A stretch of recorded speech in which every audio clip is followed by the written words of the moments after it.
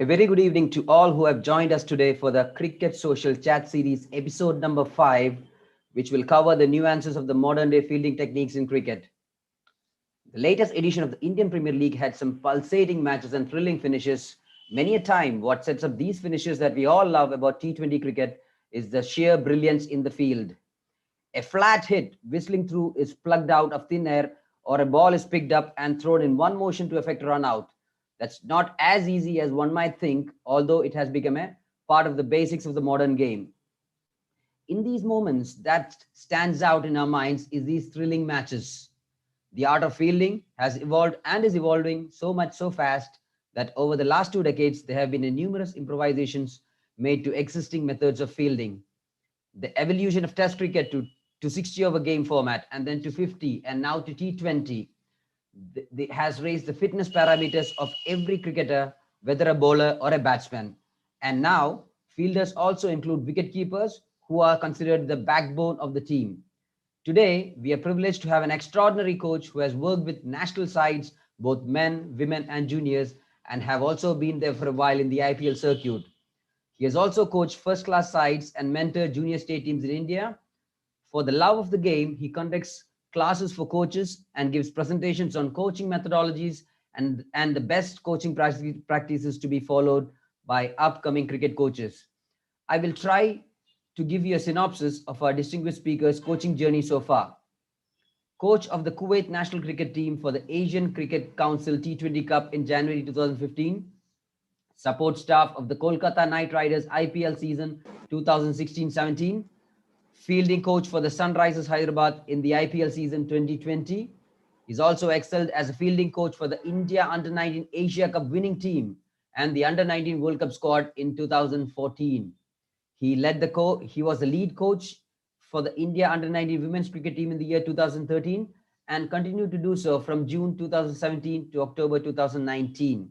He was also the fielding coach of the Indian women cricket team, who were the runners-up in the ICC 50 over World Cup tournament at England in 2017 and runners-up in Asian Women's T20 in Malaysia 2018. He was also an integral part of the Indian women team, who were the semi-finalists in the ICC World Cup T20 in the West Indies in the year 2018. He has also coached all the junior sides of the Kerala Cricket Association, being an assistant coach and the fielding coach of the Kerala Ranji Trophies team on numerous occasions, fielding coach of the Under-16 NCA National Camp 2008-9. He's also helped the South Zone cricket team, which comprised of many Test cricketers, to lift the prestigious Duleep Trophy after 15 years in the year 2010 and 11. In 2010, he helped Kerala State team to reach the quarter-final of the Saeed Mushtaq Ali Trophy T20 tournament, and coach of the NCA Under-23 team, which won the All India KSCA tournament in 2014. Moreover, he is a certified cricket coach from the NIS, and he is the very few privileged level 3 coaches in India who are certified by the NCA and the BCCI. Since 1992, he is employed as a coach with the Sports Authority of India. Ladies and gentlemen, please welcome renowned fielding coach Biju George. Thank you so much, Vipin Lal and Cricket Social, for having given me this chance to come and talk to you about my views on fielding and my journey as a fielding coach so far. And it's an honor. Thank you, sir. Thank you for considering our invitation and gracing this occasion by your presence. So without wasting no time, we'll go into the topic, sir. We will go into our first topic, which has been an evolution and revolution of the fielding in fitness in modern day cricket in men and women. What is your take on it, sir?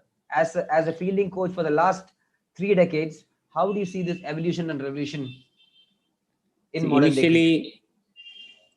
Initially, what happens, like when the team is selected, you select the best batsman, you select the best bowler, you include a wicket keeper. Nowadays, we try to find out if he's in the side, and if batsman number X has to compete with batsman number Y, we'll try to find out who is a better fielder of these two. Because the minute he is on the field, even before he gets out to bat, he's already plus 5 or 6 runs, which he has saved. And it gives us a vital edge as far as the team balance is concerned and implementing our plans as far as the bowling is concerned. So fielding has become very, very crucial. And once television started and people started viewing cricket in its full glory, fielding got its premier position. Because like as a batsman, you might be unlucky enough to get the ball with your number on it, first ball up and you're out, you're back in the dressing room watching your teammates bat. And as a bowler, you have a bad day, you end up bowling only 1 over. But you are there, maybe for 20 overs, or maybe for 50 overs, maybe for the whole day. And that's the time to show the team that, okay, my attitude is like whether I perform with my bat or ball, I'm going to be there for the team as a fielder. And you define an area around you which you consider as your personal space, and nothing is going to go past me. That confidence, you can call it, is a thin line between confidence and arrogance, like a Virat Kohli does, like chalo, try to beat me, I won't let a ball go past me. That defines a good fielder. And you combine that with sheer brilliance. You see people diving around, stopping the ball, flying, taking catches out of the blue. Cricket fielding has been redefined, and it is going to be, and it is going to evolve more and more. Mhm. Maybe you see ambidextrous fielders throwing with both hands. Things are Mhm. going to come up. Okay, sir. I would like to know from you, being with the IPL side and being starting from a humble beginning, from a side coach, you work all the way through. Now you are in the perimeter of your career, coaching in IPL side as a fielding coach. I would like to ask, in Indian fielding, what was the spark plug that ignites that? Now, come on, guys, we were just like traffic police in the early 1980s, in which fielding was just going through the motions. Now, India, be it women's, men's, or juniors, they are a force to reckon, and the diving skills and the sliding and the throwing around skills are second to none. So, according to you, what triggered this revolution of fielding in Indian cricket? See, everything started with the 1983 World Cup. Okay. 1983 World Cup gave Indians the confidence to believe in themselves that we can compete with the best and win anywhere. And you talk about fielding. See, one of the major points, turning points in World Cup was a catch taken by Kapil Dev. Mhm. Of Remember, Vivian Richards, I this believe. Vivian Richards catch, running Yes, back, taking that catch. yes. And when you talk to people of that generation, I am very lucky and I'm very honored, very privileged that a couple of people who played in that World Cup are good friends. Not, I can't call them friends. They are my elder brothers. For example, Mhm. Belvinder Singh Sandhu. If I sit down with Paji and talk to him for an hour, he tells me and he talks me of incidents in his past, and they really used to be serious about their fielding. But what happened, like India always had this tag of being little slow and lazy on the field, but it was not so. Even if you look back at that ages like 70s, 80s, our catching was brilliant. Short leg to slip. We have one of the best spin attack in the world. And spin, you have to have short leg, silly point catching and slip catching. We had one of the very best wicket keepers around, right from Kirmani to Farouk Engineer. All these people are brilliant behind the gloves. Mhm. Brilliant behind the stumps with the gloves on. And you can't say that Indian cricket team was that bad. But if you look at it, compared to a Australian or a West Indian or an Englishman, we were less athletic because we never gave that much thought to fitness per se. So we looked a little bulky, like little slow on the field. But nowhere we were like slouts. We were good enough. And like, okay, some people used to escort ball to the boundaries, stories told about that. No, I don't want to get my clothes spoiled. That might be there. We don't know. That may be stories which spice up the newspapers. Mhm. But after the 1983 World Cup and things started getting telecast, we started seeing matches live and the standard of fielding. People started questioning, like, when somebody is batting well, scoring runs by the time, nobody used to question his fielding ability. But when he is not scoring runs, fielding became a point which used to be ruled against this guy. Somebody wants to be kicked out of the team. They said he's a slouch in the field and he doesn't score runs. So people start to look upon fielding. We never had any fielding coach. Indian team down lines never had any fielding coach. See, to come talk about it, we never had any coaches also. Now, if you look at the Indian team, they travel with a staff around 15, 16 people, specialists, batting, bowling, throwing right hand, throwing left hand. You have two physios, two massios, Things have changed, and fielding has its own rightful place at the top of the table. Okay, okay, interesting point, sir. So I would like to know that how much have fielding changed, and like being a coach, as you can see, you can set a target for batsmen. Say your job is to get runs for me. You can set a target for fielders. Sorry, you can set a target for bowlers, saying that you have to bowl your 4 overs in such and such tight spells, not conceding more than about 20 odd runs and taking a couple of wickets. As a fielding coach, how do you approach? I'm talking about the IPL sides. What are the scores that you give your international sides Nay, personally? like we have, if you might have noticed, we have small notebooks or pages which we keep jotting. It's Yes. like a performer in which we count every run saved, Mm-hmm. every run given, every fumble, every direct hit, every catch taken, every catch dropped, Okay. plus minus. So we in end of the day we have a table. It's very simple. You find out somebody who's at the top of the table, like we tell him, right, Kane Williams, brilliant, you're done. You're plus 5 runs. You're taken 2 catches. Mm-hmm. And sorry, Shami, you dropped you dropped 2 sitters. It's the things like that. And see, for a player at that level, the ego is a very big thing. They want to be the best. They want to be the, what do you call it, the king of the walk.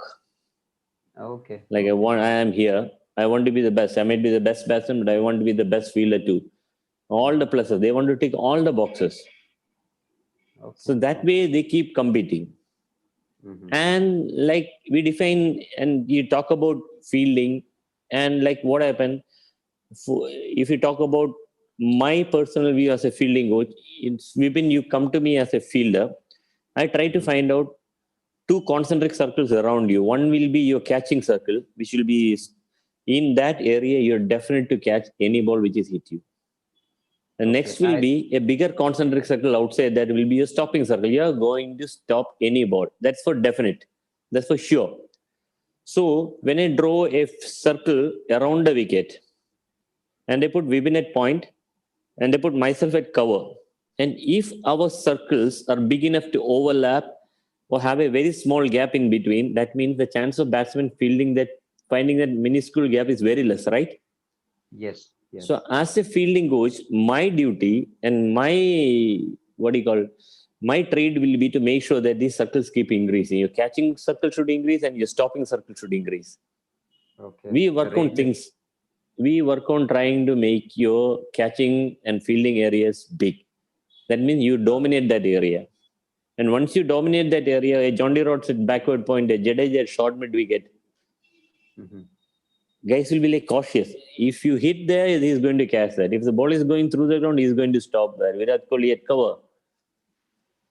See, that is True. how you define yourself as a fielder. You impose yourself on the ground. True, sir. I think with coaches like yourself as fielding coaches, I think we can see a remarkable sea of change in the way most of the sides in the international level are fielding at this level. So we've got a few questions from a few of the viewers. Again, I would like to say that it's the question is like this: fielders in the Indian infield during the 90s would have made good careers as traffic policemen. Anything out of reach would be indicated by a signal to the fielder in the deep. The acting of diving was unknown then. Chasing the ball and allowing it to cross the boundary line was common. The standard of fielding was mediocre to say at least. I think he's a bit harsh. What changed? He's asking you. How do you evaluate the transition as a fielding coach? I think we've come to that point earlier. And would you like to touch up a bit more on that topic? Yeah, like how do you define? See, we define fielders by position. Somebody is good at slips, somebody at backward point. See, for a fielder at backward point and an off spinner is bowling, the chances that ball will go towards his right. So you want a right hander there. On a fast wicket for a left hand spinner bowling, might go to his left. So you want a left hander there. Mm-hmm. And fielders in the infield, generally we look for fielders who are very agile, who have got very good reflex. They can be little Okay. slow on their feet. Mm-hmm. It's about the reaction and the agility and the reach which counts. But fielders on the outfield, the boundary riders, we want to be very quick, very mobile, and safe catches. And India at that point, again, being very harsh on those people, this grades, It is because of them that we are here and we are talking about cricket. It is really because they inspired the next generation to come up and be better. Very true. Maybe they were not exposed to that much of what you call necessity as far as fielding is concerned, because they, as batsmen, they used to dominate. Talk about great, they used to dominate. And spinners, they used to be the best in the world. And they worried early about the catches round the wicket. They score 300 runs, India is going to come back and score 350. Might be so. But that's not the fact now. Thankfully so. True. Yeah. So yeah, we've got one more thing. One more. Is fielding a natural art, or does that can be spotted as a talent? Is fielding a talent, or something comes natural? It's a mixture of both. Okay. Talent in the sense, like, first, as a fielder, what defines you as a fielder is your attitude towards fielding. The best of fielders want every ball to come to them. They expect every ball to come to them. And they expect to catch every ball which is hit towards them. And they expect to throw and get the stumps down every time they throw at the stump. It's their attitude. They have that intent, positive intent around them. Second, as a catcher, if and like I elaborate on point a few seconds back about your position, like guy fielding it slip, very good reflex, big hands, good reach will be an advantage.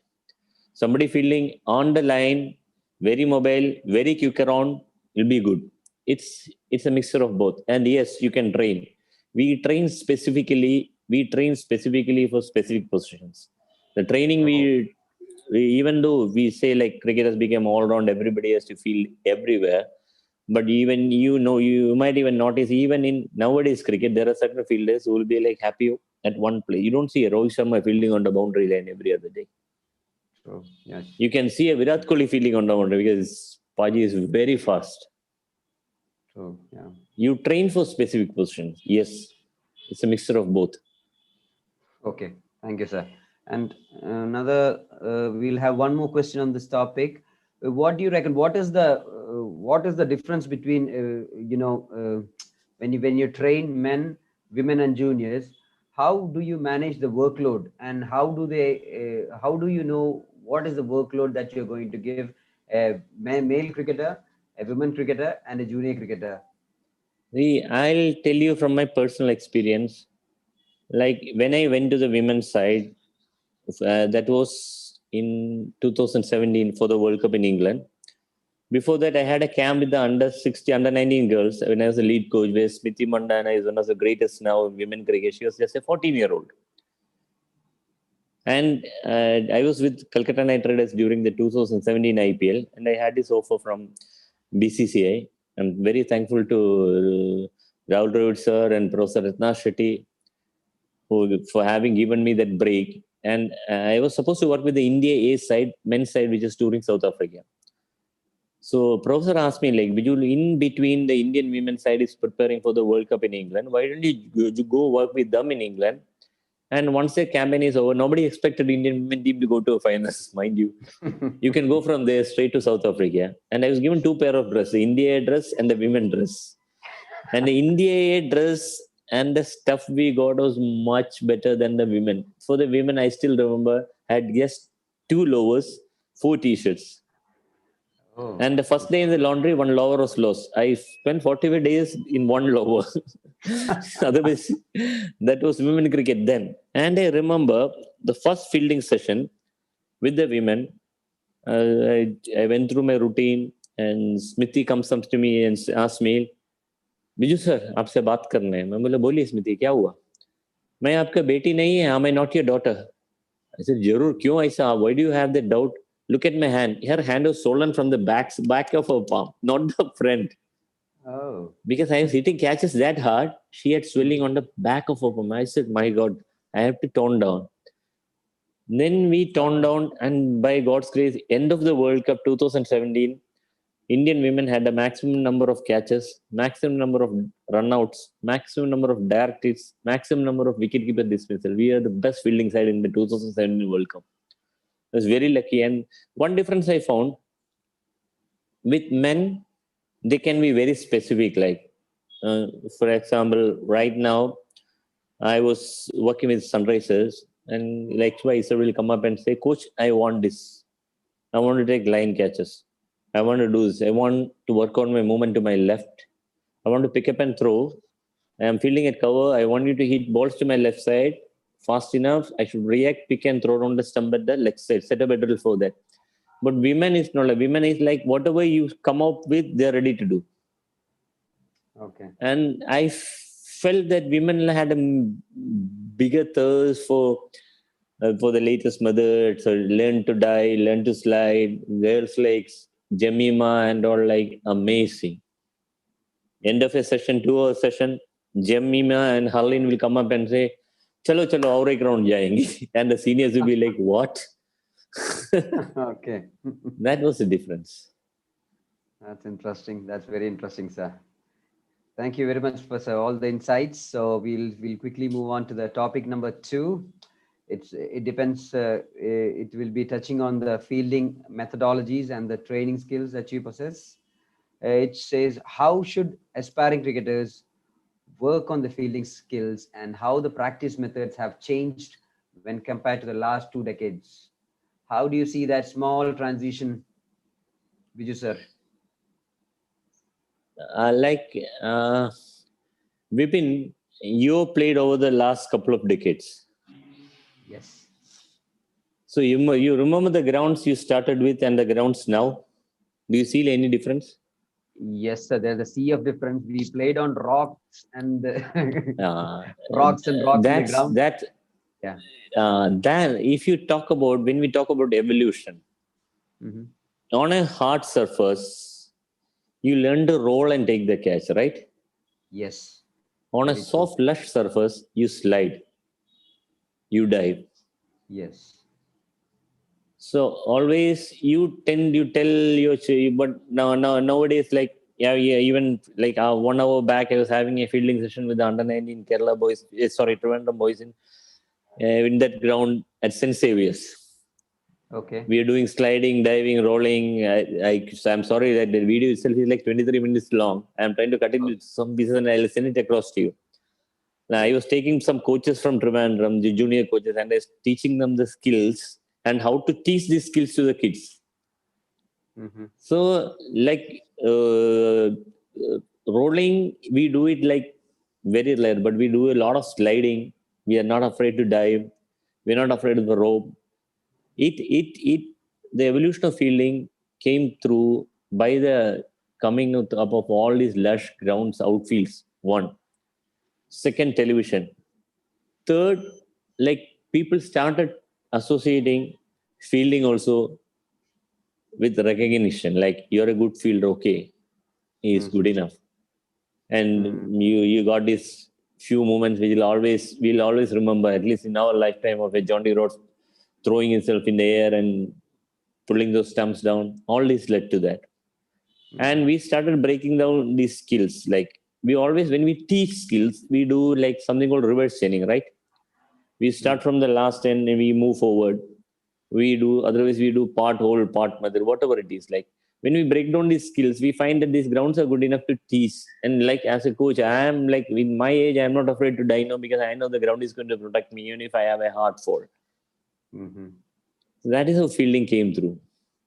And training methods, yes, has definitely changed. In the sense, with all these video replays and analysis and all this stuff available out in the net, you learn a lot of new things. And like cricket has adopted a lot of skills from baseball, softball, athletics. And we are bringing all those things and we are like adapting it for our game. Like I do for my wicket keepers, I watch a lot of football goalkeeping drills, their movement, and I try to bring that into the movement aspect. For throwing, I watch the softball throwing drills and how they train with the heavier ball, light ball, all those stuff. And internet has opened a sea of opportunity for us coaches to learn. Marvelous, sir. So having said that, sir, I would like to mention you that you are very few of the innovative coaches I've come across in my career. And I can see that when slide was only watched on TV by Indian and Kerala cricketers, you were first of the coaches who did make them practice slide on a cardboard board. And I still remember people practicing strides. You were taking a tarpaulin sheet, you were watering it, putting some detergent over it, and making them slide. You were making the best use of the resources that you had that day. So we've been we've what been made you? Yeah. we've been like, see, people, I myself believe that constraints make you a better person. Where I coach in Trivandrum Medical College grounds, we have the very, very least of facilities. Very true. But if you look at our results, like 5, 6, 5 have played IPL, Junior State has, even now, under 19, under 23, Ranji Trophy, under 16, under 14, minimum one representation will be there. And we have got nothing. Mm-hmm. And I'm very happy. Like, if you start dreaming and if you start thinking, like I put a couple of drills out on LinkedIn, and like people are like be wary of LinkedIn because that's where the true professionals are. I said fine enough. If we get rostered, it's fine. Mm-hmm. But one of those drills which I did was shared day before yesterday by Joe Root Academy. Oh. The guy messaged me and asked me like your distraction drill was that was done like 2-3 years back. It was raining, we had nothing to do, and then we do like we have a broken down table there. We do a lot of drills with using that table. Mm-hmm. And a guy called up called Patrick Jerryman. He's an optometrist from Australia. He called up and said, "Exactly, Biju, what you're doing is what I've been talking to all these coaches in Australia." Marvelous, marvelous. See, it is like you don't have much, so you try to do with what you have. You make the best of what you have in your hand. Things come out. We will learn. Mm-hmm. Great thought, sir. Great thought. And again, having said that, I was listening to a few of your webinars for the Kerala Cricket Association for the coaches, and you mentioned the point that over the years now, gone are the days when people are standing in a semicircle taking catches. Now, if you are a fielder at point, you've got specific drills, and the angles that you create as a fielding coach is different. Could you please Yeah. elaborate on how your coaching methodologies are, especially emphasizing the skill and the position of the player? In cricket, if you talk about catches come straight back to you as a bowler when you take a return catch. Mm-hmm.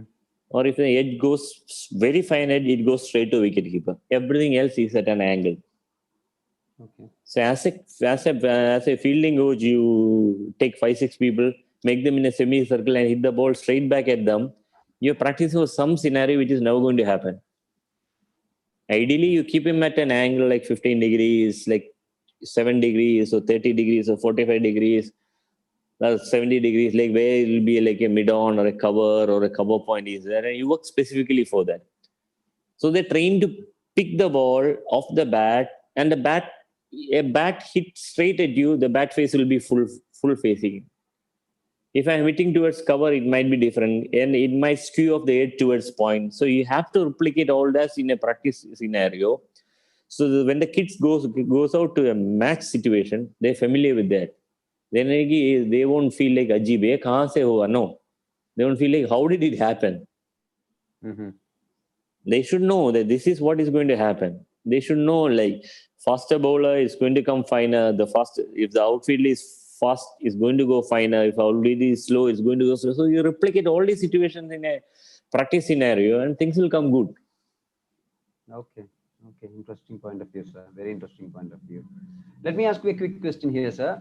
For all the aspiring cricketers who are watching us and who have joined us in webinar from worldwide, what do you think as a fielder?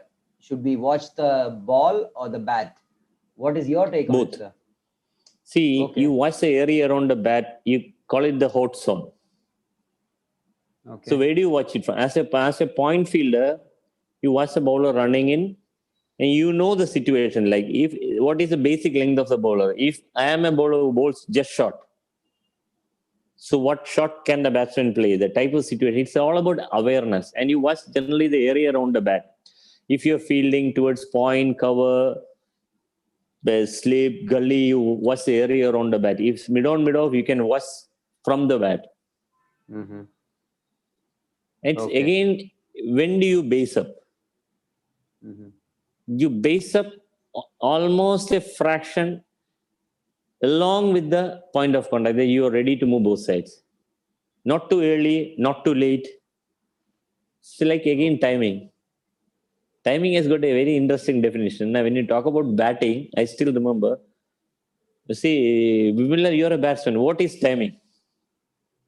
Timing is How do hitting you the ball. define? Yeah, please. Sorry. Yeah, no, you tell me. You define timing. I would say hitting the ball at the right time, with Very which good. makes the ball go far and with the least effort. Okay.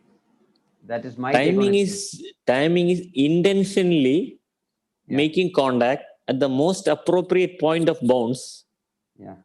on the sweetest spot of the bat, right? Exactly. Yes. Yeah. So Less the effort, timing, more result. less effort. See, everything has to relate timing. And like, when is the timing of your back lift? When you take a back lift to a bowler, you have to sync it with something, right? Hmm. I'm a batsman and I'm facing you as a fast bowler. So when do I initiate my back lift? I try to initiate it with your back foot landing. So I'm in sync with the release. Okay. Okay. If a spinner is bowling, I try to sync my back lift along with the bowler's arm coming up. Hmm. Same way as a fielder, I try to sync my basing up along with the ball nearing the hot zone. So I'm ready to move with the impact. Okay. Okay. Interesting point, sir. Very interesting point. Coming on to one more interesting topic, sir. While we mentioned about fielders, I have seen a lot of your videos. You're working very closely with the wicket keeper, sir. How how do you work with the wicket keeper on their skills, especially not the just the keeping part of the diving, sliding, and the pickup and throws and runouts, which has been a phenomenal in the last couple of decades. As a fielding coach, how do you think keepers are approaching to fielding now? See, if you look at it, the wicket keepers are the most, what do you call, they're the best students of the game because they watch Hmm. every single ball. They have to keep watching every ball. Say though, basically they know like this is what is going to happen, so they are a Hmm. fraction ahead already. You see, and wicket keeping skills, we work on the footwork. You work on the skills standing up. You work on the skills standing behind to the fast bowler. And it's like you go through a very sort of drills according to the situation. Nowadays we're lucky, we have got a lot of people. You got the edge bats which comes out from leverage company, which Hmm. replicates almost a perfect. And you got this, what do you call, flexi stumps which has got this fin sticking out, which Hmm. almost gives the same faint edge. And again you edge with your bat.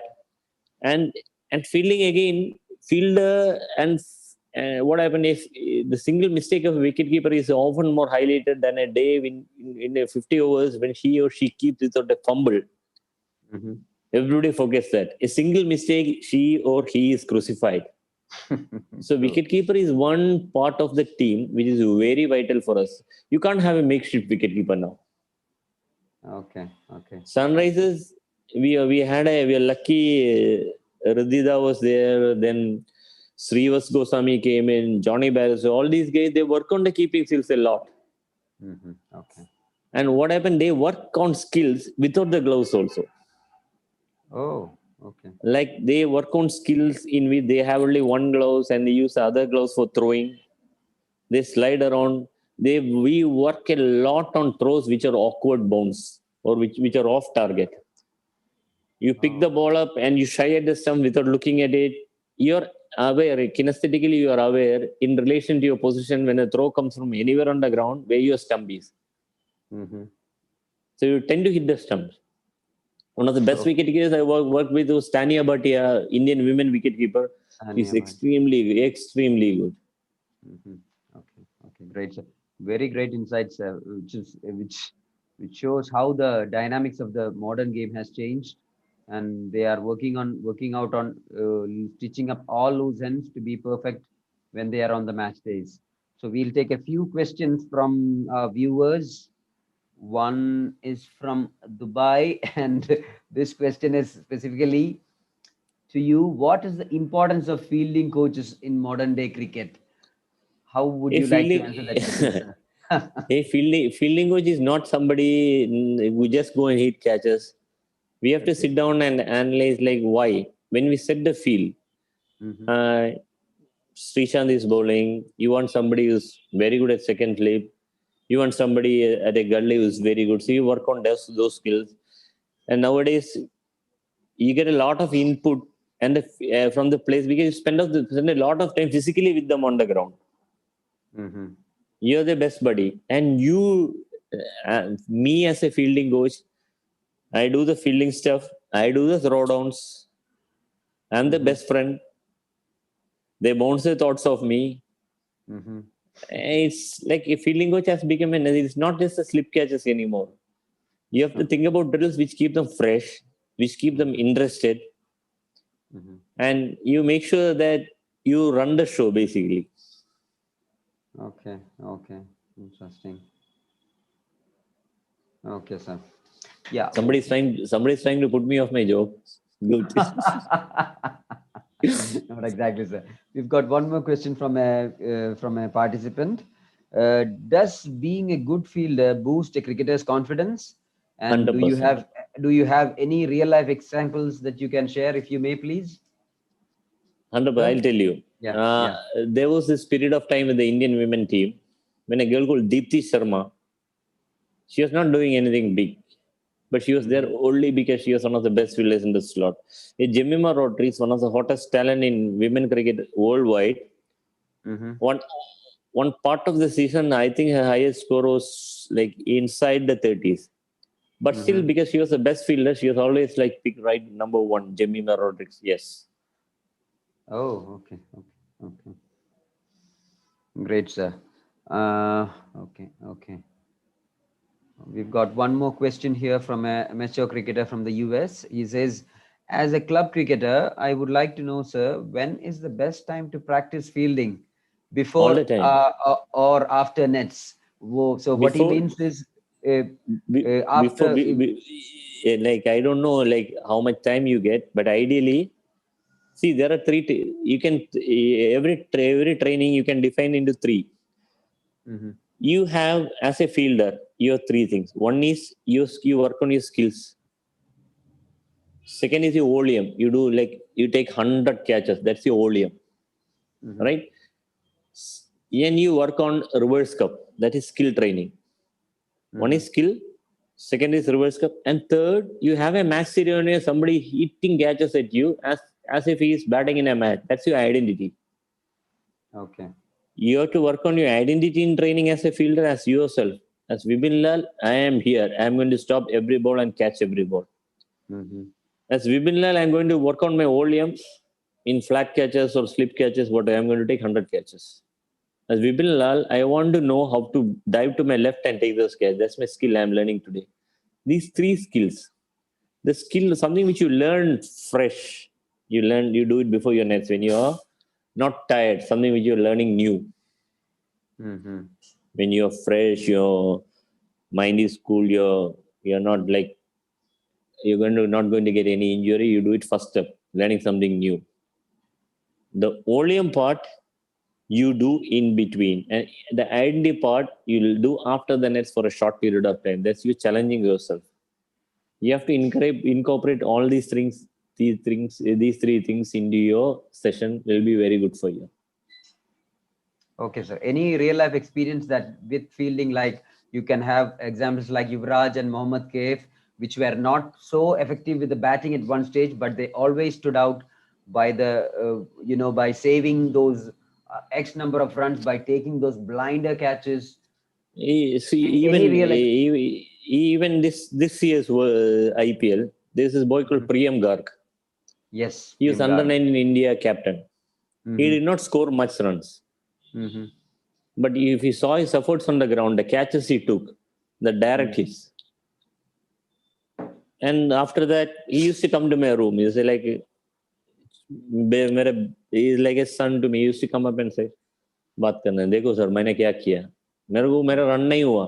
He used to tell me, I didn't score runs, Mm-hmm. but I am going to prove myself valuable to the team. I am going to give 100% out there on the field. That's the Okay. attitude of these youngsters. Mhm. Like you can't drop him because I am your most valuable asset because I am going to cover this much area, much more than you dream. I'm going to take those catches which seems out of reach. I'm going to hit the stump from every different angle. This is what these guys practice and this is what these guys turn up and do every single day. Okay, sir. Great insights. We'll quickly take one more question from Mr. Krishnamurthy from Chennai. He asked, how do you motivate players doing your fielding sessions, and what would be your match targets as a fielding coach?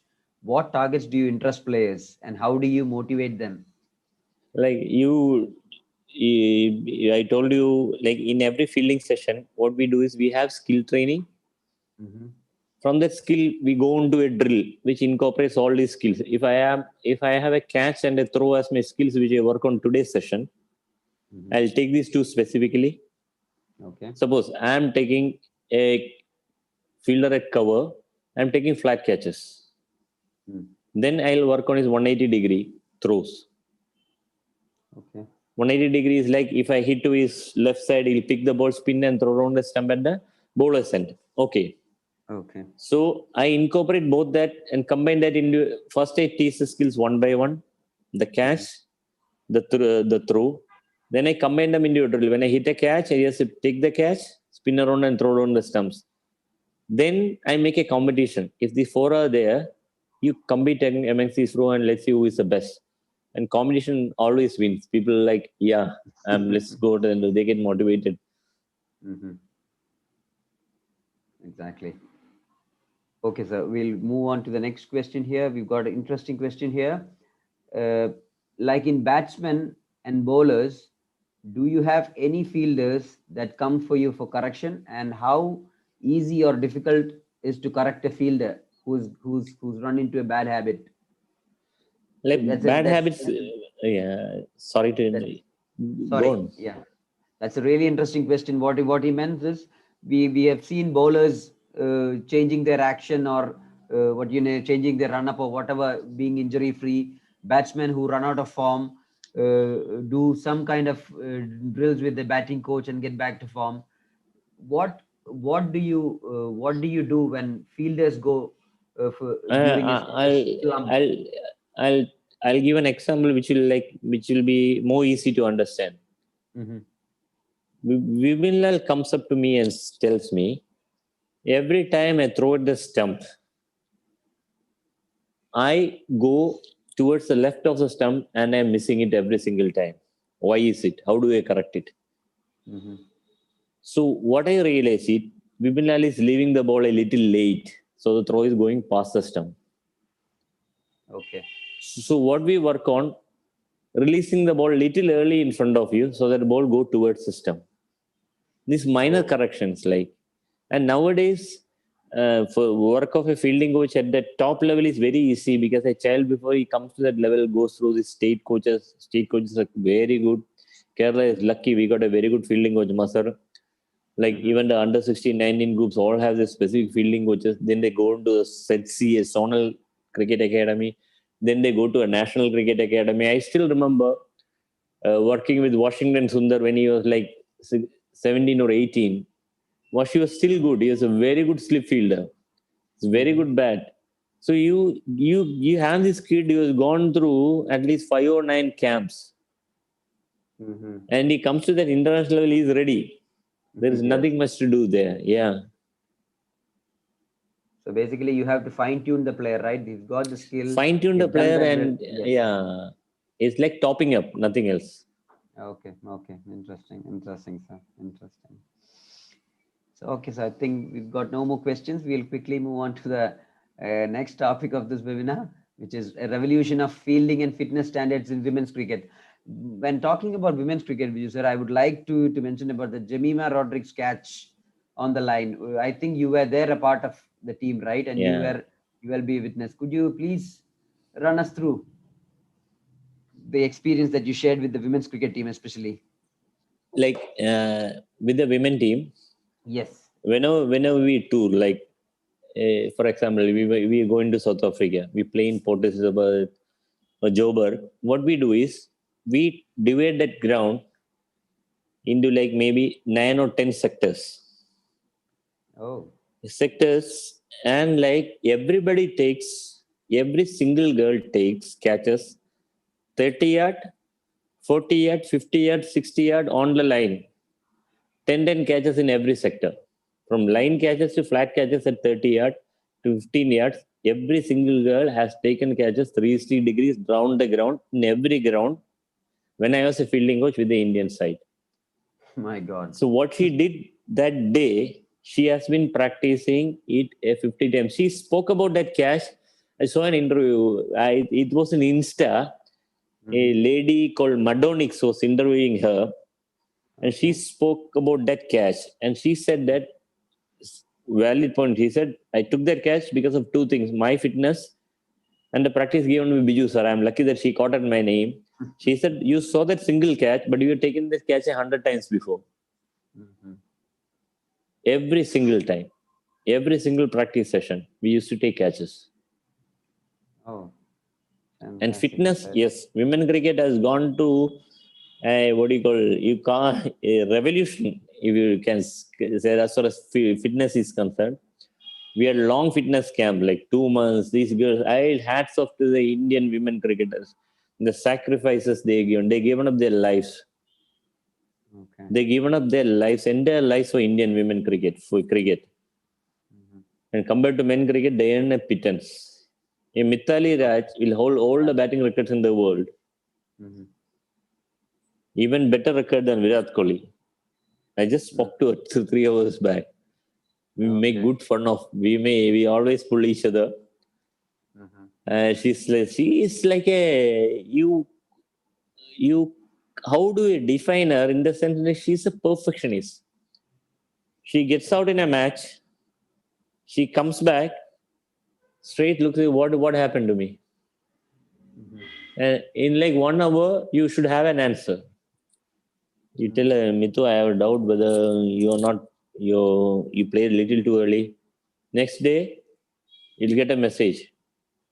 I've spoken to a coach. You come to a nest early. You have to do 1 hour throwdowns for me. I'm going to work on that cover drive. Oh, okay. She has a tricky knee. Mhm. Julan Goswami has issues with her knee. But Mhm. both these girls used to turn up to learn diving and rolling. Oh.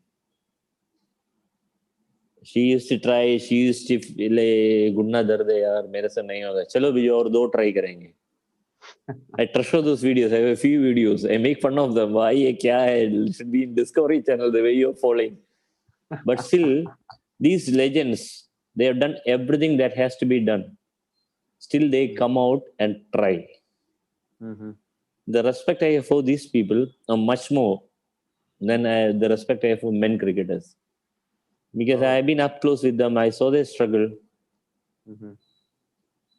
Can you imagine a Julan Goswami who holds all the bowling records in the world Mm. doesn't have a shoe contract? Oh my God. While a kid who trains with me in Trivandrum, Mhm. Abhishek Nair, is just 15 years old. Mhm. He already has a contract from Nike. He's signed by Oh. a top management company in India called Baseline. Oh. Sean Roger trains with me. Mhm. He has got a contact from ASG, his contact from Nike, and he's signed by Oh. Cornerstone, Virat Kohli's company. Mhm. And women cricketers like Julian Goswami are left to fend for themselves. That's a tragedy. Mm. Very sad state of affairs. But With it's with. like, I'll tell you, it is once BCCA took over women cricket, things have changed. They Okay. got a central contract. But the years they spend in the wilderness away from BCC has cost them an entire generation, not one generation, few generations. A Shanda Rangasamy or a Diana Ma'am Mhm. we're playing at the same time as a Sunil Gavaskar or a Kapil Dev with no recognition, Okay. Yeah. no endorsements. Mhm. Cricketers who are playing now, the Smiti Mandana, the Jemmy Rodriguez, the Tanya Bhatia are the lucky generation. Okay. And one more thing I would like to ask, sir, if like as a fielding coach, when you're approaching, when you're with Sunrisers Hyderabad, or and when you're with the Indian women's cricket team, what will be your approach? Like you need to get the best out of these fielders, you need to get the best out of the cricketers, but the mental aspect might be slightly different. what Very different. challenges what challenges do you face, and how do you tackle these challenges to bring the best out of them, at the same time taking them slightly out of their comfort zone to take the best out of them, sir? See, working with Sunrisers, you can't go and tell a Kane Williams what you should do. You can't tell a Johnny Barrister. You can't tell a Jason Holder. Mm-hmm. You can't tell a David Warner. You can't tell them like A by A karna hai. Okay. But you can go up to a Manish Pandey or a Virat Kohli, sorry, Manish Pandey or a Virat Singh, and all these people and tell them, boss, chalo aaj to catches pakadne hai. I used to pull Khalil Ahmed. Bhai karna hi hai. Mm-hmm. छोड़ेगा नहीं, तुमको तो लेना ही है. You are going to take these catches. Yeah, I'm going to work on this. You have to. Mm-hmm. Mm-hmm. You have to learn to treat people differently, Okay. and you still have to make sure that you get your work done. See, down the line, you are evaluated by the work you have done. You are not there to make friends. Next year, if you want your contract up and running, these franchisee people sit down and say, what did he bring to the table? Mm-hmm. Was he an asset or was he a liability? So if you want to be there at that level, boss, you better be ready. Okay. Okay, interesting point of view, sir. We've got a few questions, sir. We'll go into the questions, and he's asking you what are the few minute traits that you spot in a women's cricketers that are usually not in a male cricketer, like something that comes naturally to them. So it's a very interesting question, I believe. Yeah, the girls are more receptive to new things. Okay.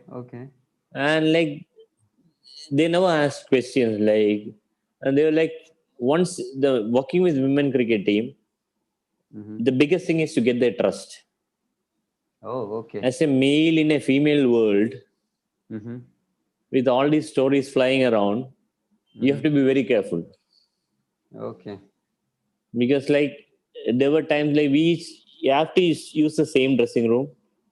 Touring England and all, first thing we'll try to find out is a toilet and a place where we can freshen up outside this girl's dressing room. If that is not there, we'll get the Massey or the manager to find out that nobody is there in the dressing room before we go in. Okay. On the flip side, I'll tell you, I've been coaching since 1992, long time now. But the best compliment I ever heard in my life as a coach was where like we were playing in Malaysia during the Asia Cup. I was the women's side, and the Indian women team was sitting and talking with the Pakistan women's side. And there was this bamboo curtain. I was sitting on the other side of the curtain. It was in the lobby. And I overheard an Indian women cricketer telling the Pakistani women cricketer, "Kaas wo Biju sir mera papa ho gaye to kitna acha hota tha. I wish that Biju sir was my father." That was the best compliment I ever heard so far. Like, I gained their trust. Excellent. That's the best thing. Once you gain their trust, you can get them to do anything for you. Hey, today you are tired. I know you had a bad day, but I want to take 5 more catches. 5 more runners. Let's get this. 50 catches. Let's do this throwdown. Let's do this. They're always ready. If they don't trust you, you will be very difficult to work with them. Okay. And we'll move to the next question. We've got one. Who's the best fielder in the Indian team according to you, male and female, and any upcoming talents in the IPL or in the state circuit? What is your take on it, sir? Male will be Jaddu. Okay, without a doubt. Female will be Jemima Rodriguez. Okay. And our Sachin baby is not too far behind. Okay, Sachin baby from Kerala, who also played IPL. Yeah. Okay. Any local talent which was there spotted in the IPL, as you mentioned earlier about Priyam Garg? Abdul Samad. Abdul Samad had a very awkward catching technique, but he never dropped the catch. Okay. Priyam Garg was for KK. Priyam Garg was and the guy never played a match. Virat Singh from Jharkhand. He says like when you go to a ground, like for an IPL, how you make the session is like by 11 o'clock, uh, for Sunrises last season, Brad Haddon used to call like, Georgie, come, let's sit down. We used to sit down and we used to check out this program. Mhm. Then we used to take a printout. Then we used to draw it on the board and take it out to the ground. And fielding will be defined like today we will have X, Y, Z will work with Brad Haddon. 1, 2, 3 will work with Biju. And Mhm. Virat Singh will come up and say, after this is done, I want a 45 minutes fielding session with you. And 45 Oh. minutes in Dubai heat. Oh. And he will be like struggling, but no, let's get it done. I know I'm Oh. not playing. I got enough. I can spend more energy, but I'm going to be here. That was Virat Singh. Oh, great insights. Great insights. It's very fantastic to see what the stories behind, and you only see the players on the screen, but uh, rarely do you get to see the sacrifices they make, both men and women cricketers, to be there and to perform at the top level, sir. So And thank you yeah, very. yeah, Yes, yeah. One please, more sir. thing I'd like to tell you, people have a Please. very wrong notion. Like, what do people do in IPL after the match is over? Yes. Mm-hmm. Like, almost every match, my biggest learning was during this IPL is like a huge, not a learning, it was like a big boost in the sense. Mm-hmm. We come back by 11:30 to a room, and I used to go to Dave Warner's room, Mm-hmm. and Dave Warner will be there, Kane Williams, Johnny Barristo, Jason Holder, Brad Haddon. Mm-hmm. And all these people will be discussing only Oh. technique, tactics, and this discussion very elaborate, very animated, with bad golf balls, and I will go until 3 or 4 in the morning. And I used to write down notes. But people think that boost party, nothing. Yes, all these people they are like they're preparing for the next series. Next series. Life is a never-ending cycle of preparation, and you prepare for something, you execute that, you learn from that, you relearn, you go back to drawing board, and these people professional, they're the best. Okay, sir. Thank you very much, sir. With that, we would come to the end of this webinar. It was thank you very much, Coach Biju George, for the excellent insights and experience shared to the all cricketers and parents who have joined us today from worldwide. That was really a My fantastic pleasure. webinar about the revolution and evolution of fielding and fitness of cricketers, which was super informative for me personally. And I hope that is the same with all the participants. I really like the point, sir, when you have shared most of the stories about women cricketers and their challenges they face. And unfortunately, people like Julian Goswami, they've not get the due recognition is still due. So I really felt for them, and I would like to personally hear from all the participants about your experience in this webinar. A special mention and gratitude to all the participants, panelists, the Cricket Social webinar team, and the technical support team, without whom this event wouldn't be a grand success. Please email us your valuable feedbacks and questions to info@cricketsocial.com. For more insights and updates about the future chat series episodes, please follow us on Facebook, LinkedIn, Twitter, and YouTube. See you all shortly in the next Cricket Social chat series episode number 6. Until we meet again, it's your host, Vipinlal Manikot, signing off. Thank you and good night.